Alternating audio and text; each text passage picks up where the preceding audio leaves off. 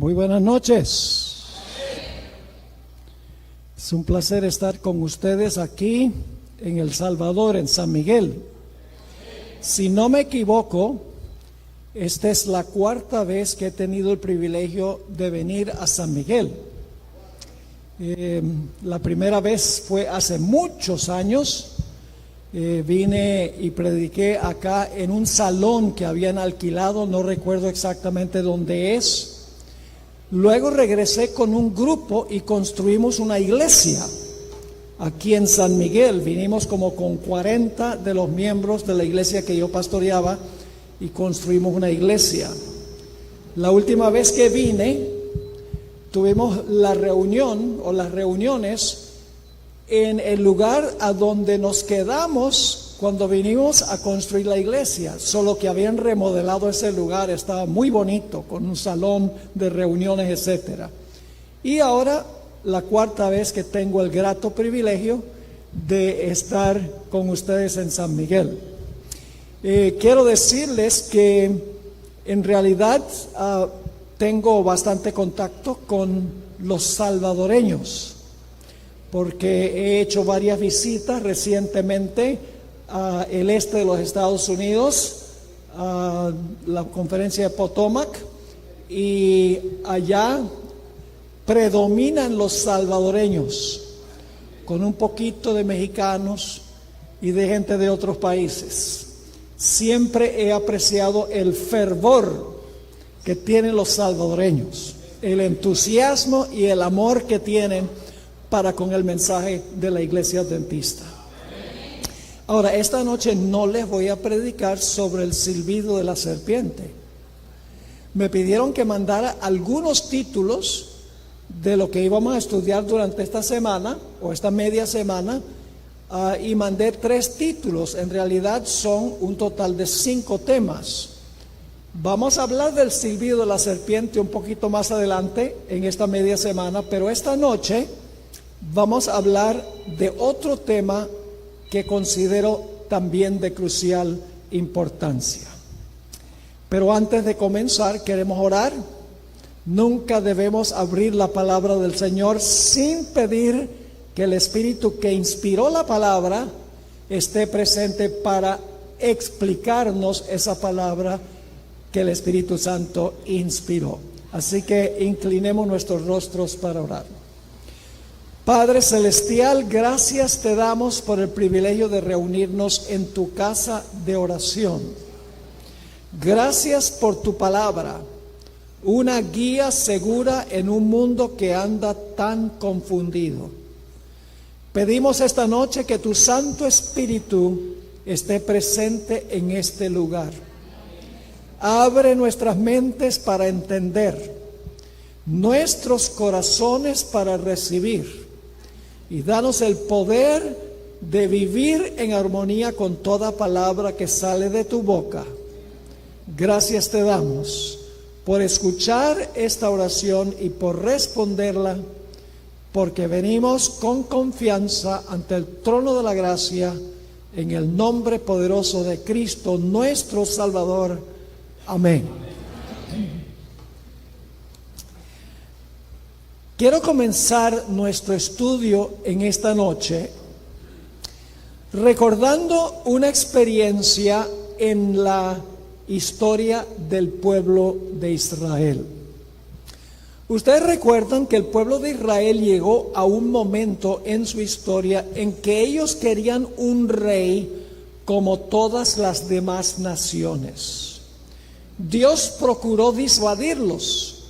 Dios dijo, no es buena idea, yo soy el rey de ustedes. No es buena idea que ustedes elijan a un rey. Pero ellos insistieron. Así que Dios accedió a los deseos de ellos y les dio un rey. Y ese rey, todos sabemos, se llamaba Saúl. Ahora, cuando Samuel introdujo a este rey, a este Saúl ante la congregación quedó profundamente impresionada con el aspecto físico de Saúl. Vamos en nuestras Biblias a 1 Samuel 9, 1 y 2 y guarden su lugar allí porque vamos a permanecer bastante tiempo allí en 1 Samuel. 1 Samuel 9 y el versículo 1 y 2. Tenemos una descripción de la apariencia externa de Saúl, el rey que Dios escogió, accediendo a los deseos del pueblo. Dice allí: había un varón de Benjamín, hombre valeroso, el cual se llamaba Cis, hijo de Abiel, hijo de Seror, hijo de Becorat, hijo de Afía, hijo de un benjamita. Y dice, y tenía él un hijo que se llamaba Saúl, joven y hermoso. Entre los hijos de Israel no había otro más hermoso que él. De hombros arriba sobrepasaba a cualquiera del pueblo. Alto, joven, hermoso. Esa era la apariencia externa del rey que Dios escogió. Ahora, la Biblia nos dice que Dios lo escogió, accediendo a los deseos del pueblo. En 1 Samuel 9 y el versículo 17 nos dice que Dios lo escogió, porque obviamente Dios vio en Saúl gran potencial. Tenía cualidades que entregadas en las manos del Señor podían ser muy positivas. Noten el versículo 17. Y luego que Samuel vio a Saúl, Jehová le dijo: he aquí, este es el varón del cual te hablé, este gobernará a mi pueblo. Así que Dios ya había escogido a Saúl como rey, porque Dios veía en él potencial. Ahora, es interesante que Samuel también estaba muy impresionado con Saúl. Y el pueblo, mejor dicho, súper impresionado con Saúl. Fíjense lo que ocurrió cuando Samuel introdujo a Saúl a la congregación. 1 Samuel 10 y el versículo 23 y 24. 1 Samuel 10, 23 y 24. Dice: entonces corrieron y lo trajeron de allí, y puesto en medio del pueblo, desde los hombros arriba, era más alto que todo el pueblo.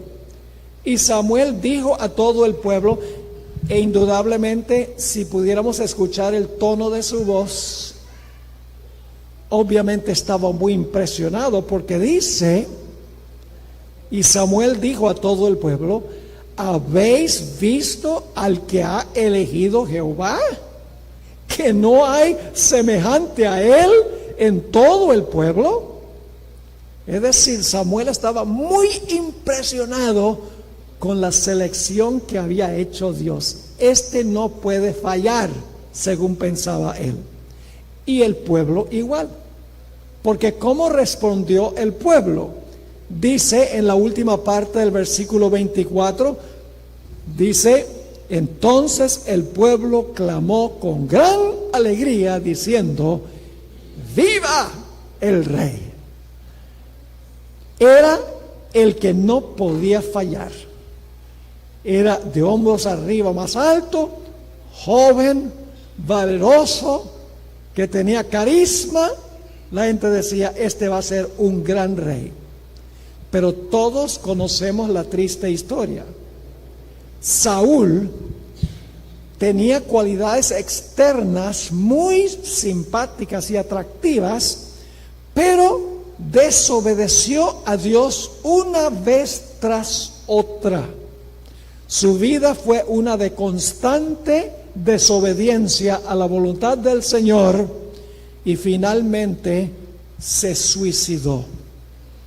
No vivió de acuerdo al potencial que el pueblo y que Samuel creían que tenía.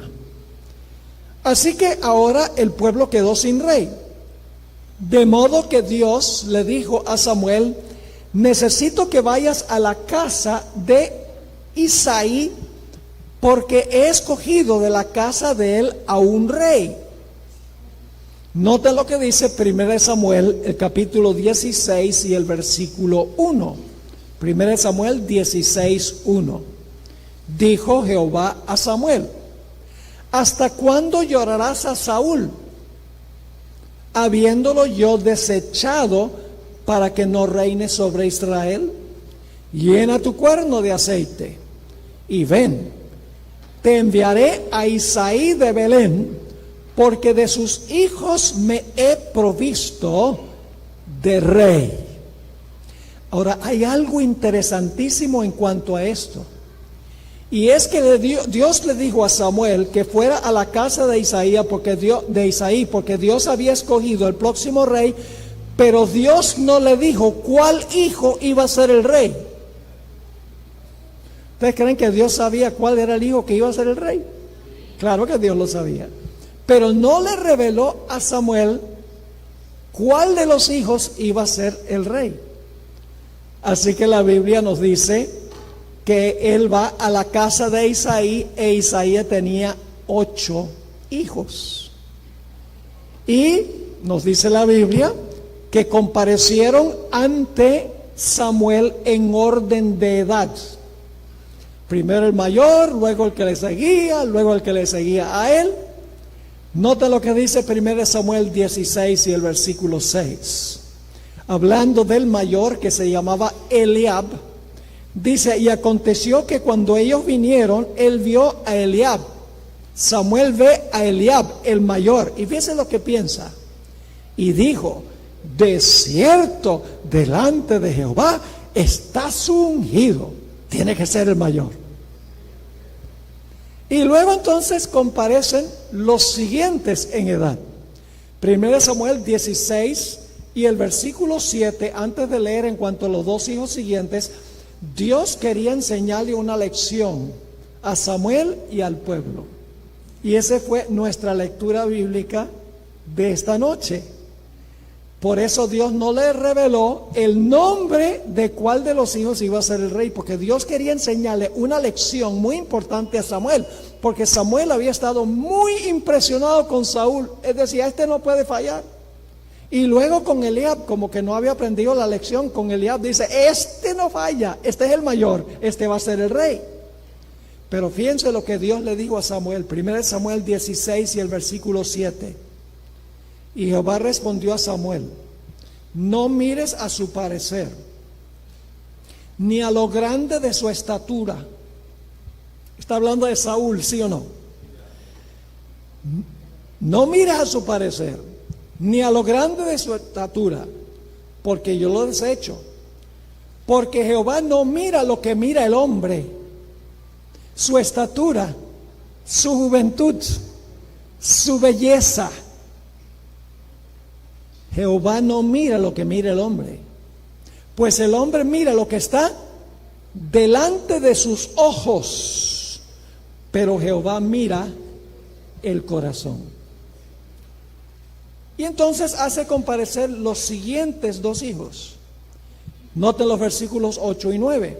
Entonces llamó Isaí a Abinadab y lo hizo pasar delante de Samuel, el cual dijo: tampoco a este ha escogido Jehová.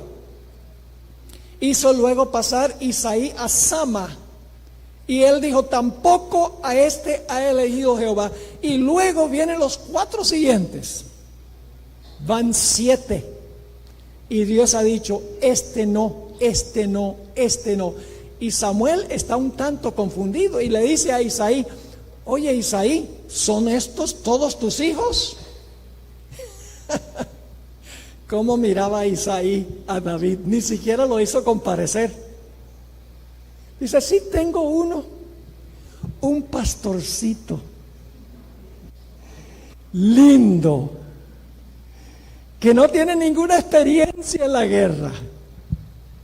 Y dice Samuel: tráelo. Así que ahora viene David, y fíjense la descripción de David. Versículos 11 y 12 de 1 Samuel 16. Entonces dijo Samuel a Isaí: ¿son estos todos tus hijos? Y él respondió: queda aún, noten la descripción, ¿el qué? El menor, el menos probable, que apacienta las ovejas, menos probable. Y dijo Samuel a Isaí: envía por él, porque no nos sentaremos a la mesa hasta que él venga aquí. Envió pues por él y le hizo entrar, y era rubio, hermoso de ojos y de buen parecer. No tenía pinta de guerrero. Era un niño bonito, el menor de todos, el menos probable. Entonces Jehová dijo: levántate y úngelo, porque este es. Y Samuel está diciendo: bueno, Dios dijo que no mire lo que está delante de mis ojos, que Dios mire el corazón. Este entonces debe tener un corazón especial, está pensando. Es decir, la perspectiva de Samuel, la perspectiva del pueblo, era una perspectiva que estaba equivocada, porque estaban viendo lo que estaba delante de sus ojos, pero Dios estaba mirando lo de adentro, estaba mirando el corazón. Dios conocía el corazón valiente de David. Inclusive David le dijo: venía un león y yo lo destrozaba cuando quería comerse a una oveja. Y venía un oso y le pasaba lo mismo. Ay del oso y el león que se encontrara con David. Era jovencito, pero era valiente. Ahora, ¿qué perspectiva tenía Saúl de David? Bueno, vamos en nuestras Biblias a 1 Samuel 17, 31 al 33.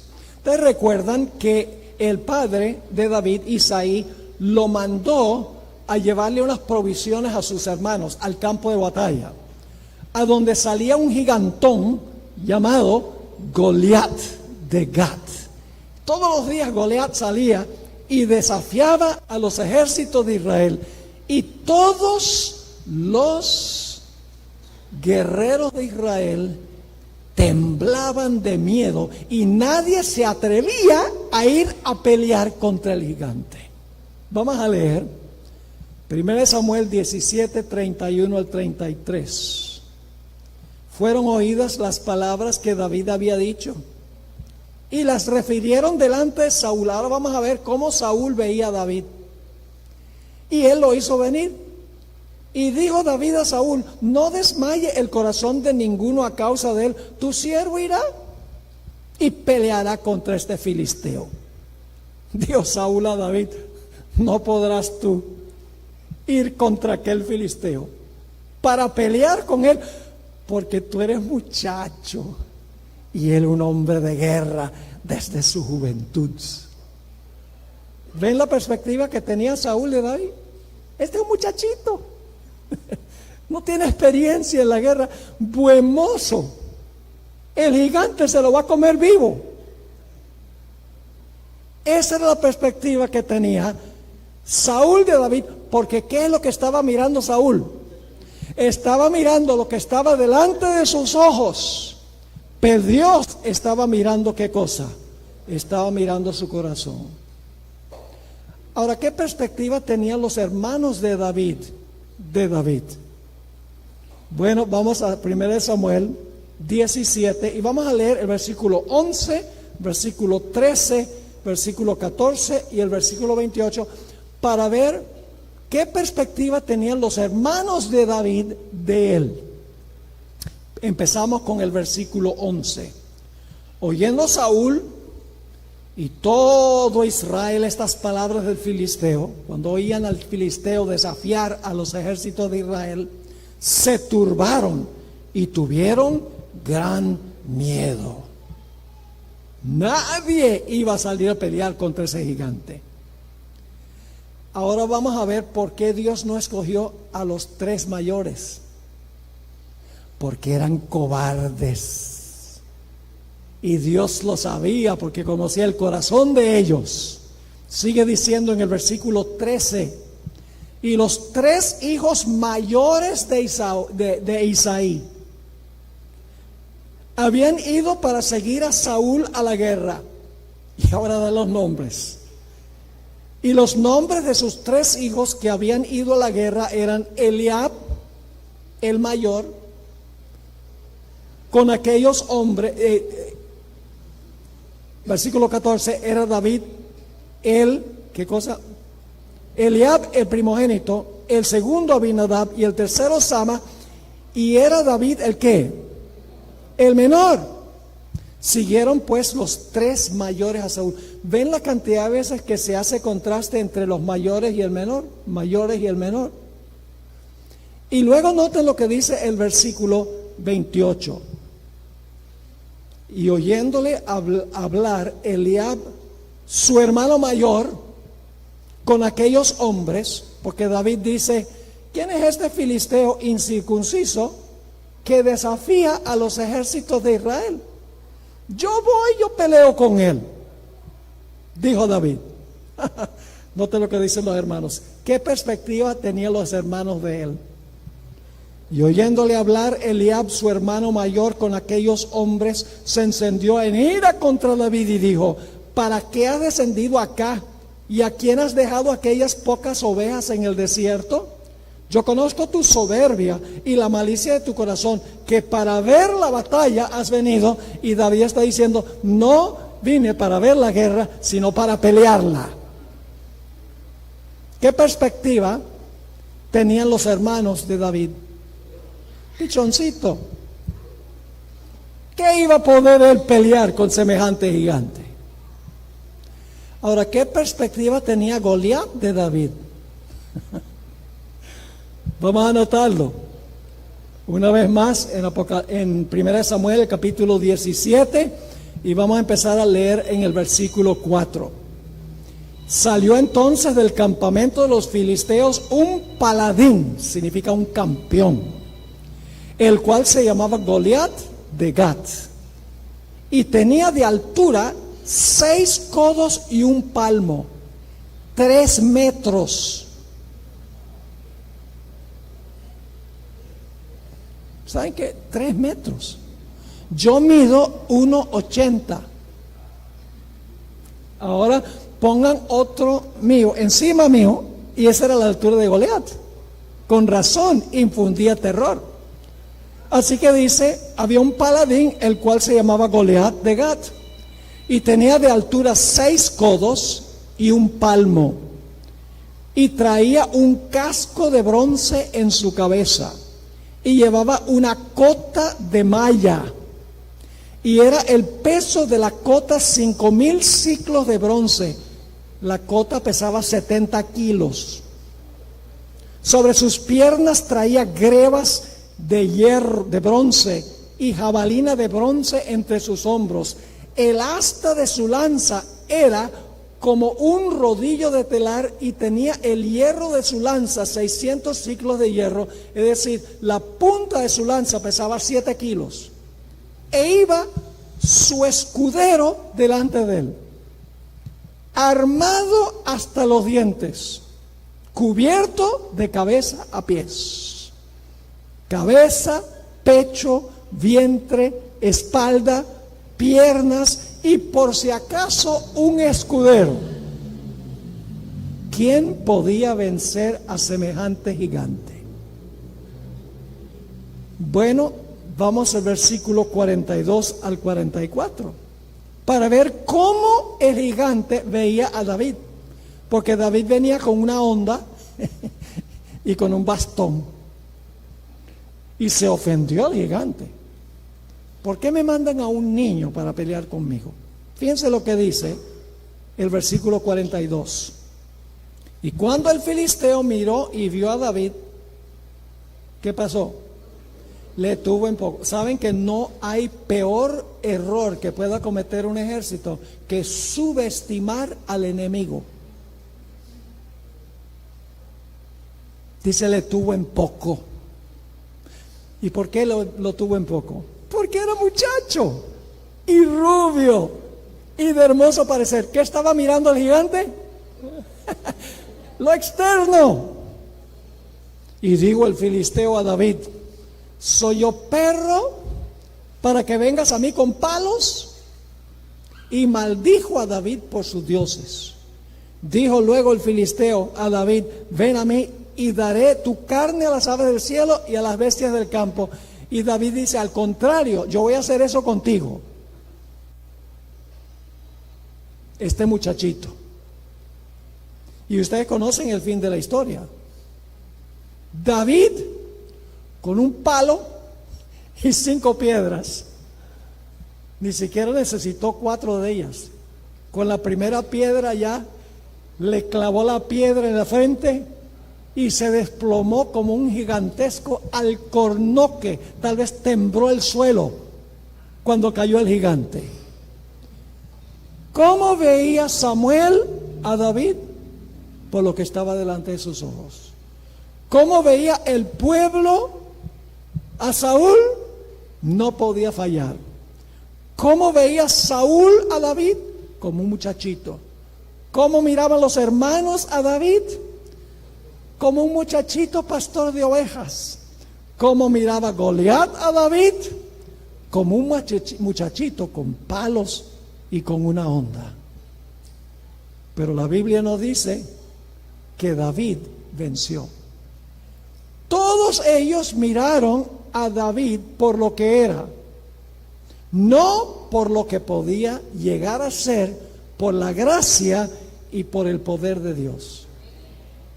Yo tuve el privilegio de enseñar teología por 6 años en la Universidad Adventista en la ciudad de Medellín. Allá fue que conocí a mi esposa, donde nos casamos hace, ya va a ser el 23 de diciembre, 52 años. Algunos de ustedes ni tienen cerca de 52 años. Y allá en Medellín, yo tuve centenares de alumnos que pasaron por mis salones. Enseñé muchas diferentes clases. Tenía algunos alumnos que eran académicamente estelares. Sacaban las mejores notas sin tener que esforzarse mucho para rendir de una manera tan estelar. Y yo, en mi mocedad como maestro, yo pensé para mí, estos muchachos que sacan la más alta nota, esos van a ser los mejores obreros en la causa del Señor. Y había otros alumnos que estudiaban mucho, pero como que no les daba, y sacaban notas mediocres. Y yo pensé para mí, estos muchachos en la obra no van a hacer gran cosa, porque estos muchachos en realidad no rinden académicamente. Pero después que pasaron décadas, pasó algo muy interesante. Muchos de esos alumnos que eran estelares no trabajaron en la obra o salieron de la obra.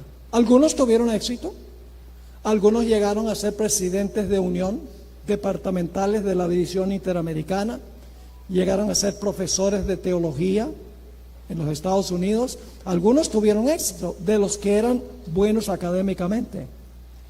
Pero muchos de esos alumnos por los cuales yo no hubiera esperado mucho, que se esforzaban por sacar notas que yo consideraba mediocres, resultaron ser algunos de los mejores obreros y los mejores ganadores de almas en los lugares donde ellos sirvieron. El transcurso de los años, hermanos y hermanas, me ha enseñado algo, y es que nosotros no debemos mirar a una persona por lo que es, sino que debemos mirar a una persona por lo que puede llegar a ser por la gracia y por el poder de Dios. Debemos aprender a ver la gente como Jesús vio a la gente, no como eran, ásperos, toscos, sino como podían llegar a ser por la influencia de Él sobre sus corazones. Mi papá fue presidente de las 2 misiones en Venezuela cuando yo era niño. En ese tiempo solo había 2 misiones, la misión occidental y la misión oriental. Uno de los lugares a donde le tocaba a mi papá visitar como presidente de la misión del oriente de Venezuela, era un lugar que se llama la Gran Sabana. Es un lugar a donde inclusive se filmó esa película sobre el parque jurásico, Jurassic Park, porque parece prehistórico. Eso es algo impresionante. Pareciera que fuera de la prehistoria, de la época de los dinosaurios. A él le tocaba ir a visitar ese lugar. Para llegar en esa época no había carretera, había que ir en una avioneta. Y la avioneta viajaba solo una vez a la semana. Y mi papá pues se montó en la avioneta, viajó para allá para visitar a los indios de la Gran Sabana, y a la semana no llegó la avioneta, pues se había dañado, así que le tocó otra semana incomunicado, pues no había internet, no había teléfono, no había nada. Y él decía, ¿qué habrá pasado con la avioneta? Bueno, se había dañado, y después de otra semana la avioneta vino para recoger a mi papá. Pero en realidad los indios de la Gran Sabana en esa época se ganaban la vida minando diamantes. Ellos iban a las minas y sacaban diamantes. Y fíjense que es interesante que los lugares donde estaban los diamantes, habían piedras que parecían diamantes y habían piedras que eran diamantes. Y ellos eran capaces de distinguir uno del otro. Yo no sé si ustedes han visto alguna vez un diamante en bruto, un diamante que no ha sido cortado, que no ha sido pulido. Aquí ustedes tienen el mar cerca. ¿Qué pasa cuando un pedazo de vidrio está en el mar por cierta cantidad de tiempo? Pierde su filo y se pone como una piedra opaca, ¿sí o no? Pues esa es la apariencia de un diamante que no ha sido cortado y pulido. Uno podría caminar en la playa y ver un montón de vidrios que han estado en el mar por mucho tiempo y dice, esas piedras no valen nada, pero son diamantes. ¿Han visto alguna vez un diamante? Precioso, no hay piedra más preciosa que un diamante, porque no solamente es blanco, sino que en la luz destella los colores del arco iris. Es preciosa, es precioso un diamante que ha sido cortado y pulido. Pero el diamante originalmente era como un pedazo de vidrio que ha estado mucho en el mar, opaco, que no tiene ningún atractivo. Pero en las manos del experto que pule el diamante, es algo que se convierte en algo tremendamente precioso. A mi papá le regalaron 22 pequeños diamantes. Me acuerdo que los puso en un sobrecito así marrón. Y cuando vino a la casa dijo, me regalaron 22 diamantes. Y en una mesa abrió el sobre y echó los diamantes a la mesa y dice, ¿esos son diamantes? ¡Qué feos son! Como un pedazo de vidrio que ha estado demasiado tiempo en el mar. Pero mi papá dijo, esos son diamantes. Porque él estaba viendo los diamantes no como eran, sino como podían llegar a ser en las manos del experto pulidor. Yo no sé qué pasó con esos diamantes, para decirles la verdad, que en el transcurso de los años los diamantes se perdieron, pero yo recuerdo, aunque era niño, en Venezuela tenía entre 7 y 8 años, recuerdo explícitamente el día en que él vació el sobre y los 22 diamantes, y yo dije, pero ¿qué diamantes tan feos? Esos son diamantes. Porque yo estaba mirándolos como eran y no como podían llegar a ser en las manos del pulidor, del experto en cortar y pulir los diamantes. Esto me hace pensar de los hijos de Jacob. Eran mala gente. Todos los hijos de Jacob eran mala gente, como uno los miraba, como ellos eran. Imagínense que ellos echaron a José a un foso para que muriera allí. Y luego lo sacaron y lo vendieron a Egipto como esclavo. Su propio hermano. Le tenían tanto odio a su hermano. ¿Qué podría uno esperar de esos 11 muchachos? Pero ahí no termina la historia. Siquem, un joven, tuvo relaciones sexuales con Dina, la hija de Amor, en la ciudad de Siquem. Y este joven Siquem, la ciudad se llamaba como él, Siquem amaba a esa muchacha. Quería casarse con ella, porque la amaba, a pesar de que la había dejado embarazada.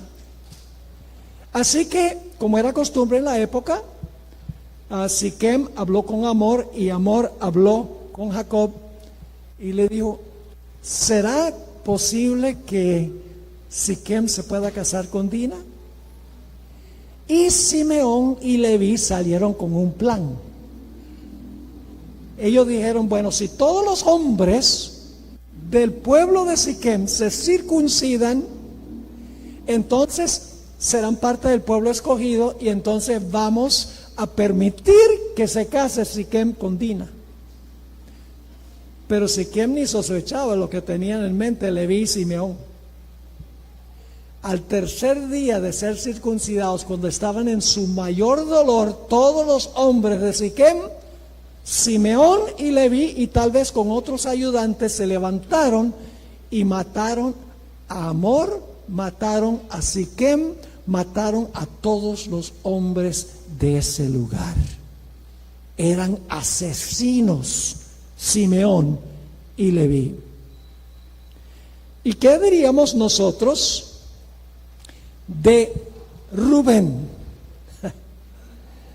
Imagínense ustedes, Rubén, el mayor, podría haber dicho a sus hermanos: no vamos a matar a este muchacho, ni lo vamos a vender. Pero en vez de librarlo, mientras Rubén no estaba, lo vendieron a los ismaelitas, y cuando volvió Rubén para sacarlo de la cisterna, ya lo habían vendido, porque le faltó a Rubén columna vertebral. ¿Y qué diríamos de Rubén, que cometió incesto con la concubina de su propio padre? Imagínense eso. ¿Quién podría esperar algo de Rubén? Y luego tenemos a Judá. ¿Qué hizo Judá? Judá tomó a Tamar, la esposa de su hijo, y la embarazó. ¿Quién hubiera dado 5 centavos por estos muchachos?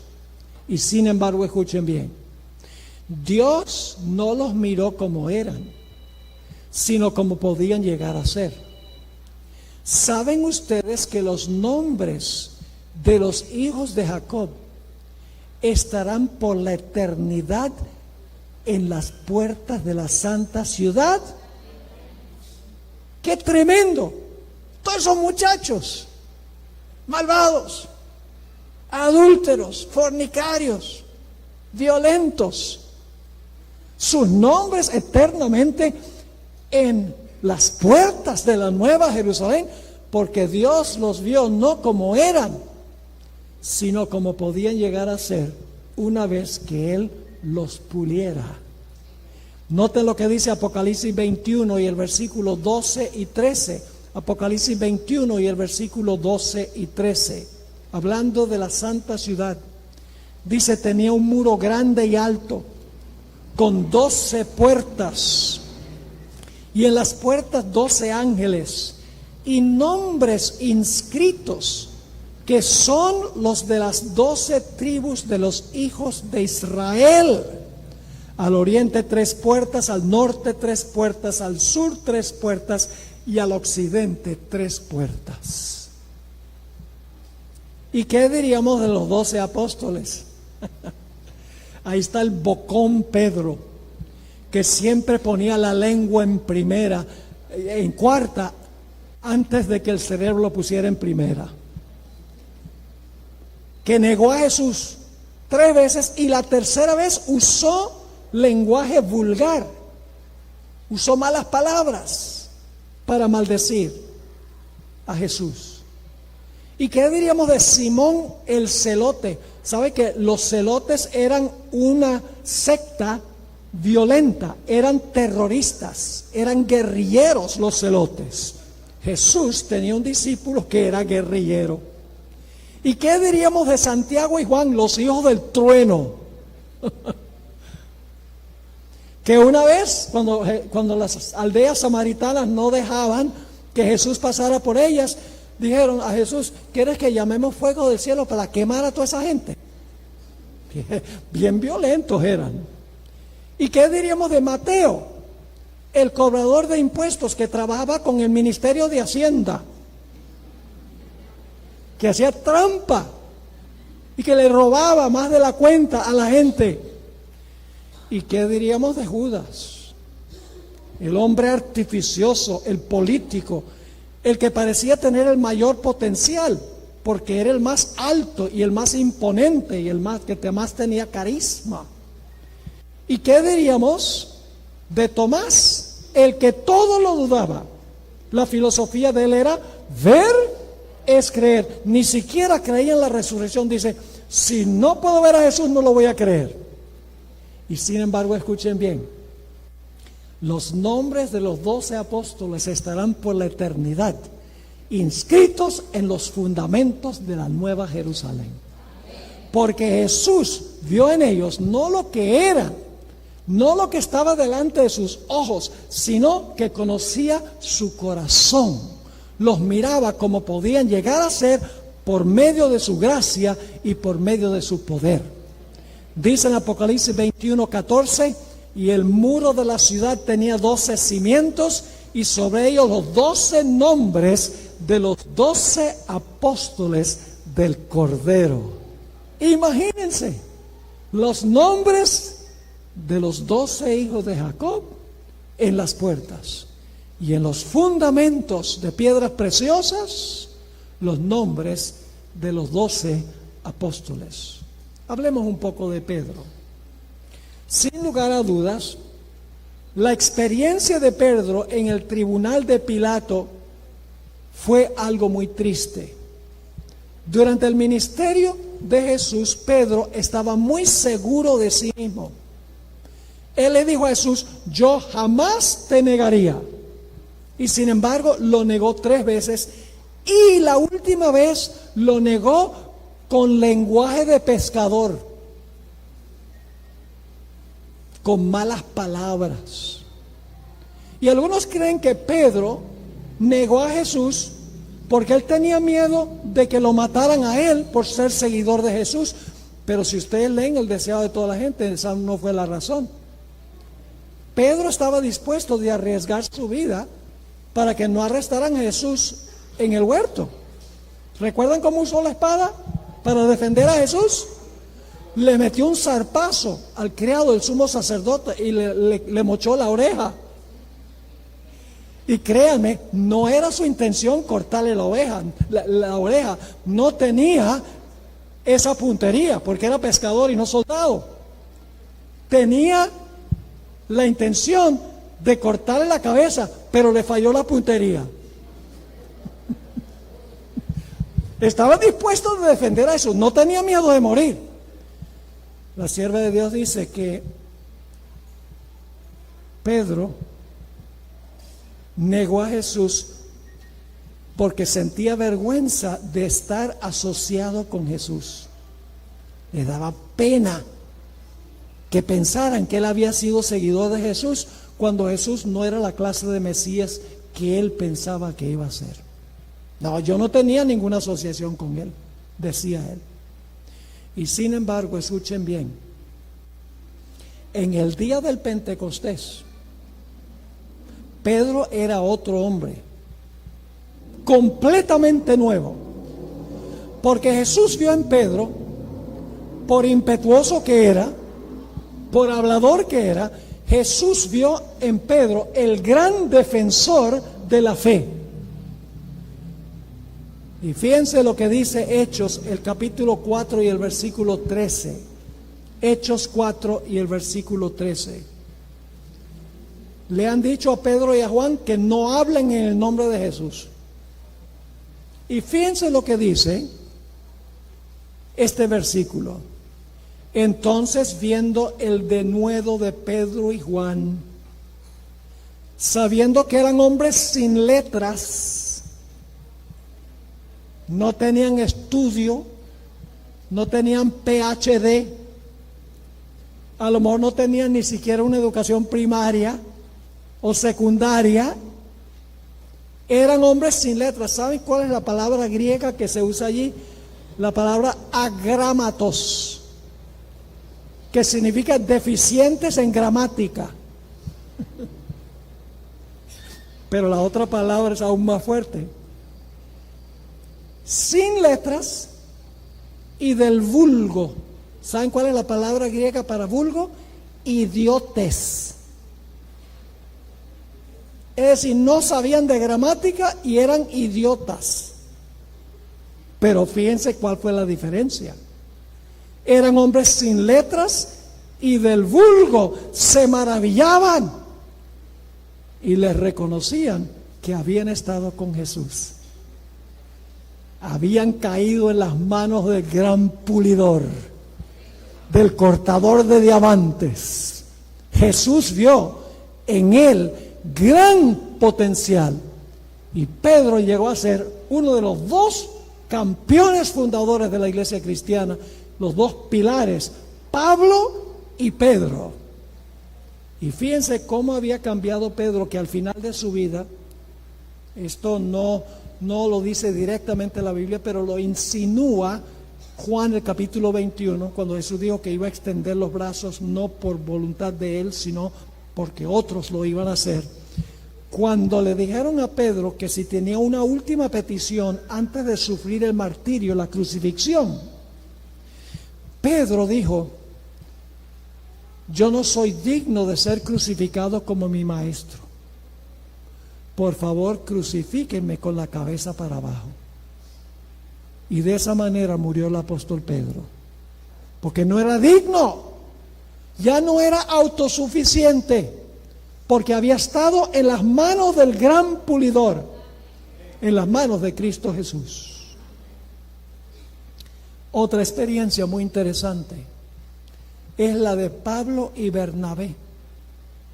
Eran colaboradores, iban en viajes misioneros juntos, y en uno de esos viajes llevaron a un joven sobrino de Bernabé que se llamaba Juan Marcos. Y lo que quiero hacer es leer lo que pasó entre Pablo y Bernabé sobre el tema de Juan Marcos. Causó una pelea entre Pablo y Bernabé. ¿Por qué pelearon? Noten lo que dice Hechos 15 y el versículo 36 al 40. Hechos 15, 36 al 40. Después de algunos días, Pablo dijo a Bernabé: volvamos a visitar a los hermanos en todas las ciudades en que hemos anunciado la palabra del Señor, para ver cómo están. Vamos a ir otra vez en una gira para visitar las iglesias que establecimos.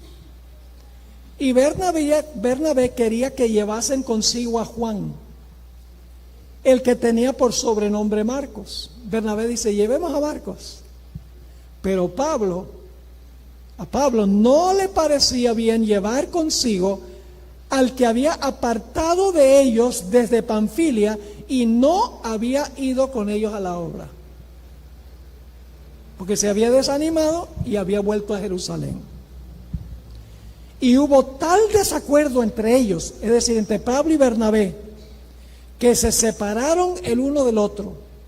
Bernabé, tomando a Marcos, navegó a Chipre, y Pablo, escogiendo a Silas, salió encomendado por los hermanos a la gracia del Señor y pasó por Siria y Cilicia, confirmando a las iglesias.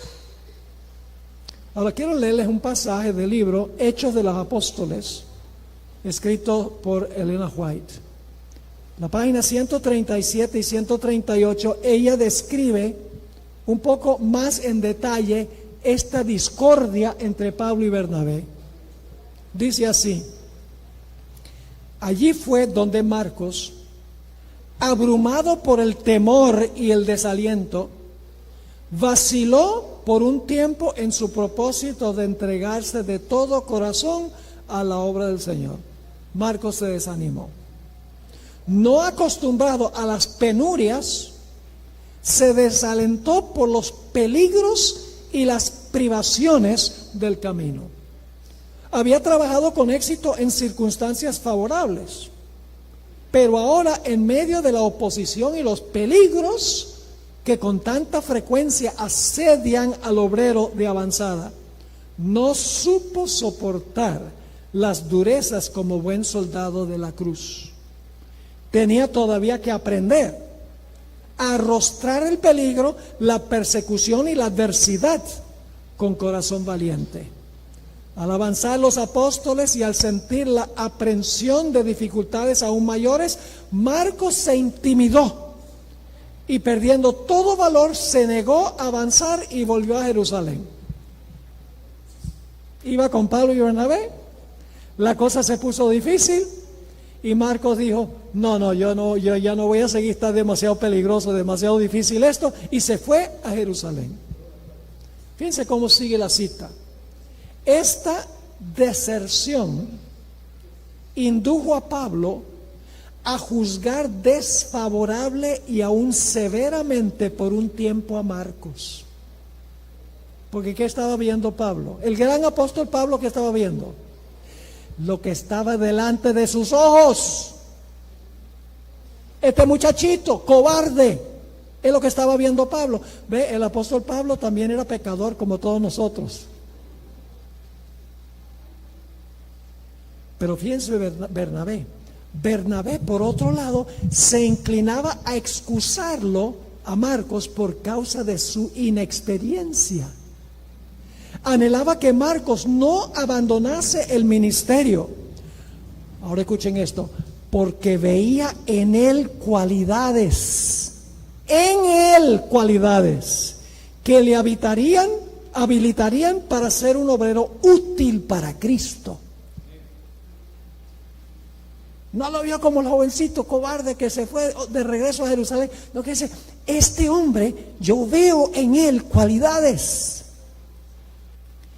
Ahora escuchen, en años ulteriores, es decir, años más adelante, su solicitud por Marcos fue ricamente recompensada, porque el joven se entregó sin reservas al Señor y a la obra de predicar el mensaje evangélico en campos difíciles.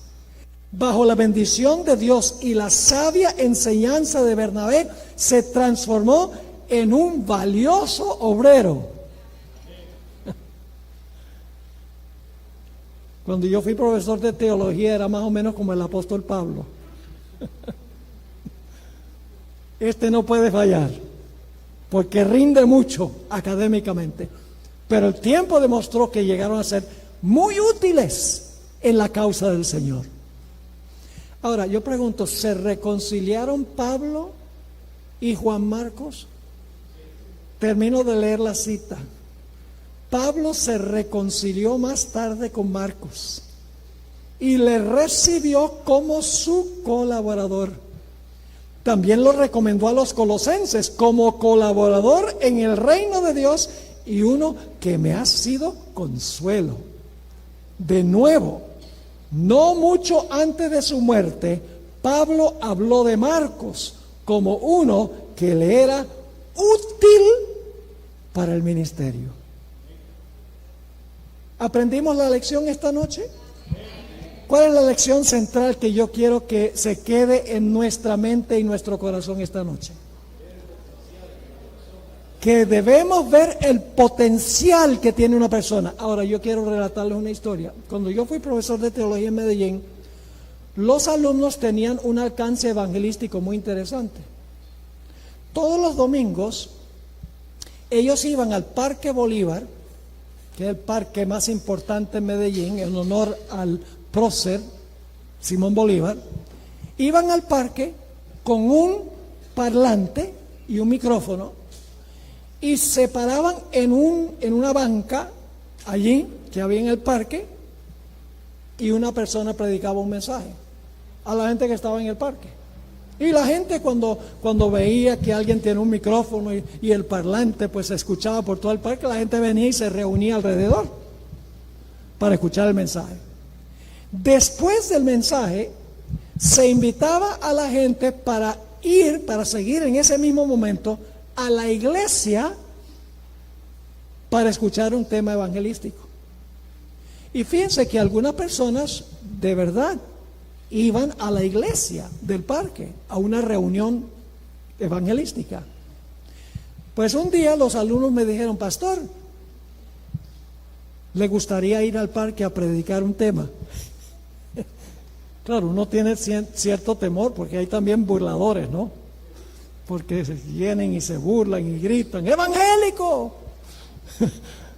Pero acepté y fui y prediqué allá un tema, siempre era como de unos 10, 15 minutos máximo.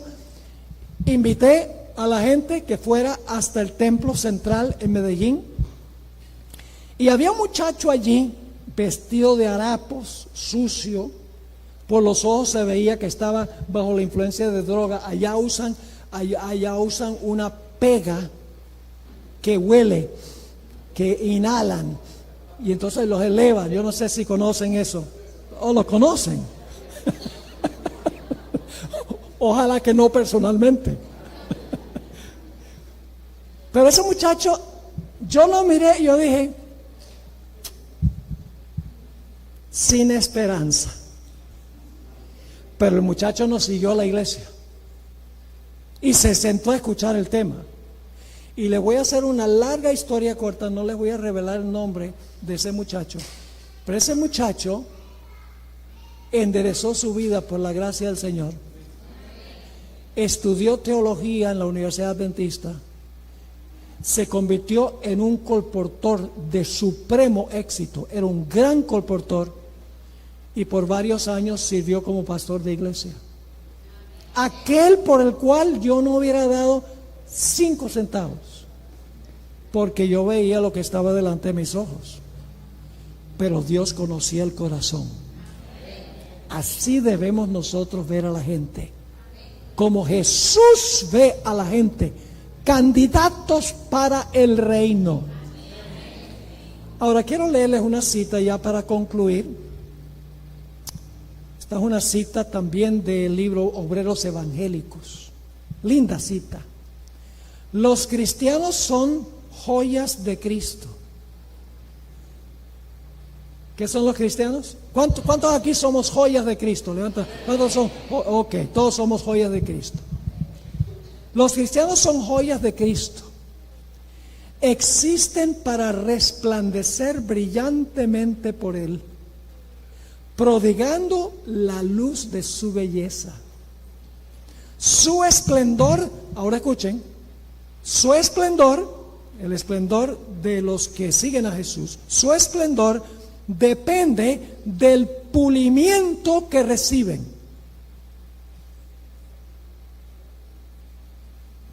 El esplendor depende ¿de qué? Del pulimiento. ¿Y quién es el que pule? Jesús es el que pule. Muy bien.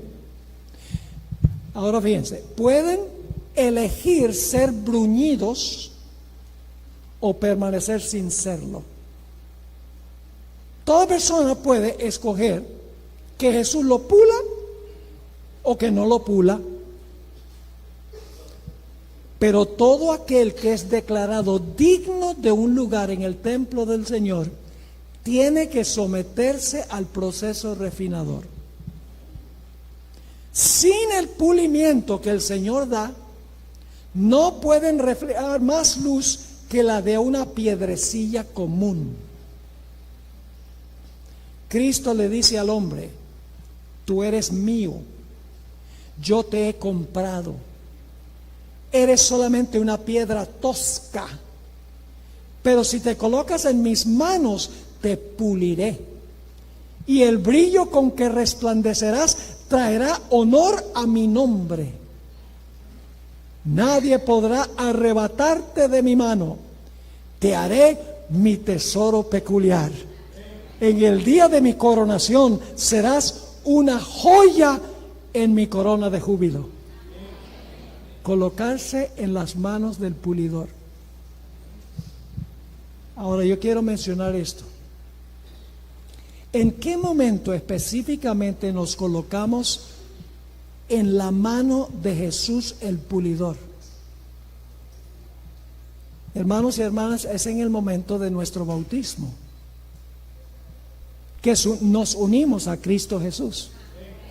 Ahí es que Cristo nos toma como una piedrecilla tosca, opaca, y entonces empieza el proceso de pulimiento. Esa es la santificación. El hecho de que Cristo toma la piedrecilla significa que nos bautizamos y entonces Jesús empieza el proceso de pulir. Y en el transcurso de nuestra vida, Él pule y pule hasta que somos una joya preciosa, un diamante precioso que cuando la luz brilla sobre el diamante le trae gloria al pulidor. Porque últimamente uno dice, ay, pero qué lindo ese diamante. Pero ¿por qué es lindo? Porque pasó por las manos del pulidor. La gloria no es para el diamante, es para la persona que pulió el diamante. Se me ocurre preguntar en esta noche, ¿hay alguien aquí que todavía no se ha colocado en las manos del pulidor? Tomando ese paso del bautismo, donde nos unimos con Jesús, donde nos colocamos en su mano para empezar el proceso de pulirnos, que quiere decirle al Señor Jesús, yo quiero entregarme a ti, yo quiero tomar ese primer paso, quiero colocarme en tus manos para que con tu poder tú me pulas, para ser una joya preciosa en tus manos, para traer honra y gloria a tu nombre. Hay alguien en esta noche que todavía no se ha colocado en las manos del pulidor, que quiere levantar la mano y decir, yo escojo esta noche colocarme en las manos del pulidor, para que el pulidor me haga una joya brillante para la corona de Jesús. ¿Quiere levantar la mano si ese es el deseo de su corazón? Por favor, pónganse de pie. Aquellas personas que toman esa decisión esta noche, ya hablé aquí con el hermano por un rato antes de la reunión, gloria a Dios. ¿Alguien más quiere unirse a él y decir, yo quiero colocarme y tomo mi decisión de colocarme en la mano del pulidor para que él me pula y me prepare para hacer una joya en su corona? ¿Alguien más en esta noche que quiere decirle eso al Señor Jesús? Yo me imagino que la vasta mayoría de los que estamos aquí ya nos hemos colocado en la mano del pulidor, ya hemos sido sepultados en las aguas, nos hemos unido a Cristo Jesús, pero siempre me gusta hacer un llamado, porque puede haber personas que no han tomado ese paso todavía.